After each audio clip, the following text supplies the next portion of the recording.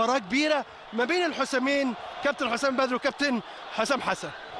اكيد طبعا المباراه كانت جيده، كان في نداء من الفريقين، لكن طبعا اكيد يعني هي التوفيق، انت عارف بيبقى في توفيق وعدم توفيق. اكيد النادي المصري كان موفق النهارده، لان يعني اداء الشوط الثاني وادائنا بضمن المباراه، انبي كان اخطر تنظيم، لكن هذه كره القدم، خطا طبعا في التمركز وفي الرقابه نتج عن الجون. بقول مبروك النادي المصري.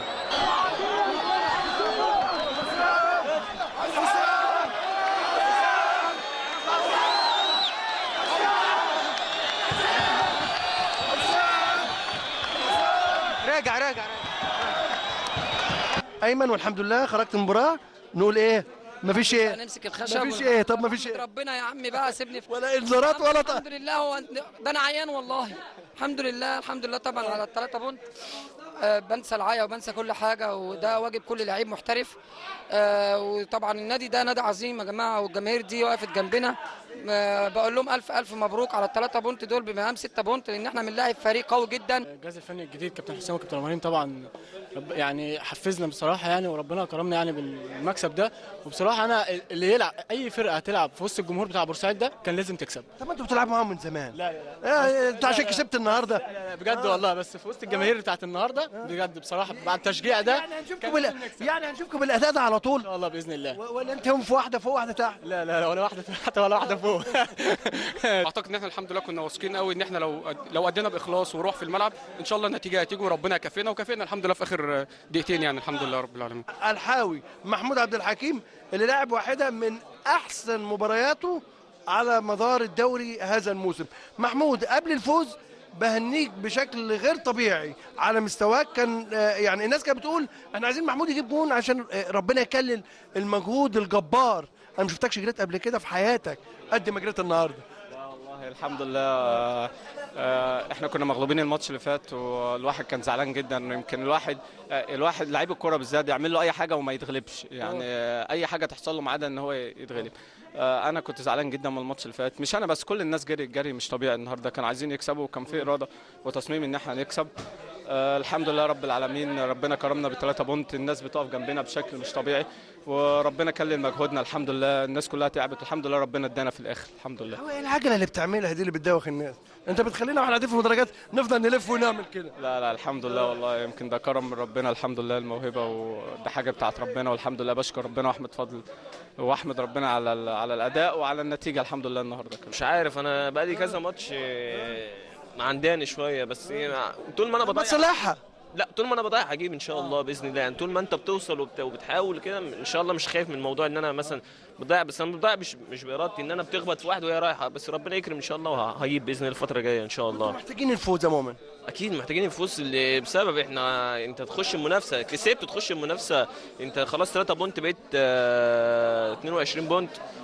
وعندك الماتش والمقصه اتغلبت النهارده، فانت خلاص عندك الاسماعيلي تكسب الاسماعيلي تيجي الاهلي هنا، ما فيش هزار يعني. ماتش موت بالنسبه لنا. انت لو خدت 6 بونت خلاص نافست الاهلي والزمالك، وباذن الله ربنا يكرم الفتره الجايه باذن الله. يعني الحمد لله طبعا. في الاول انا بحمد ربنا على المكسب، واحب اشكر كابتن طلعت والجهاز اللي فات، كابتن محمد ريم وكابتن وهبه وكابتن حسن ناصر على المجهود اللي عملوه، دكتور احمد بطيف. طبعا كابتن حسام كان في روح جديده النهارده، كان عندنا اصرار من اول دقيقه. كابتن حسام من اول ما جه بقاله يومين معانا بيكلمنا وبيحفزنا ان احنا من اول دقيقه يكون عندنا اصرار، عندنا ثقه في نفسنا ان احنا لعيبه كويسه، لعيبه الكوره على مستوى عالي، ما نخافش من حاجه. المكسب هيجي. زي ما حضرتك شايف النهارده احنا ادينا كوره كويسه وهاجمنا لغايه اخر دقيقه، عندنا روح وعندنا اصرار وعندنا عزيمه ان احنا نكسب، فعشان كده ربنا كرمنا في الاخر بالمكسب الحمد لله. انا قلت له اجيب جول النهارده. هو قال له فعلا هيجيب جول النهارده. Il t'a dit vraiment que tu vas marquer. Ouais, il m'a dit ça. À chaque match, il me dit. Et vraiment, je suis content. C'est vrai que je suis pas venu faire un coucou, c'est l'émotion quoi. Il n'est qu'à m'excuser.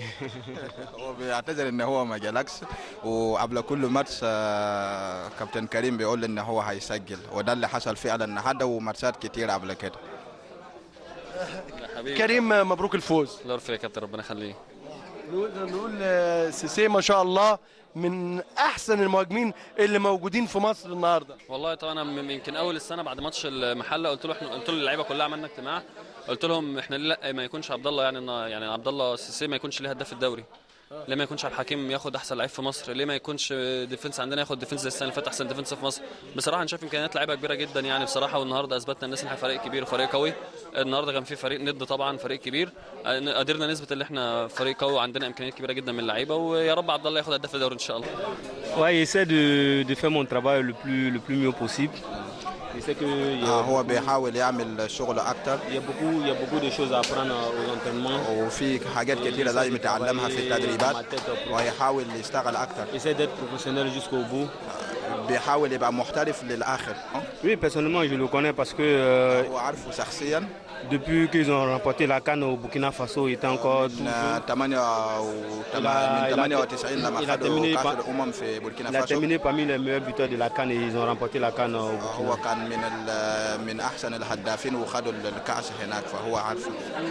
احنا عايزين بقى هو بيتكلم معاك، اكيد بيتكلم معاك بالعربي. بيقول لك ايه بقى بالعربي؟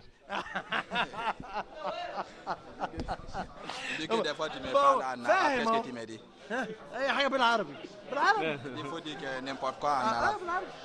مبروك لجماهير شكرا النادي المصري. شكرا. لا مبروك مبروك لجماهير النادي المصري. مبروك مصري. كده مع سيسي كده مع الياسو. هو عايز يتكلم معاك. يلا مليونير يا غندر ده في مالي، عنده بيوت كتير في مالي وعربيات وبيزنس. لا ولا لا. لا محمود عرفنا، عرفت ازاي؟ والله عرفت. لقيته ده بيتكلم عربي قرد، خلي بالك. قرد طبعا معاه فلوس كتيره جدا يا غندر. منين الفلوس؟ لا ما فيش فلوس. امال فين؟ ما فيش فلوس. اسمع بيجيب لبس من هنا ويروح يبيعه في ماله. لا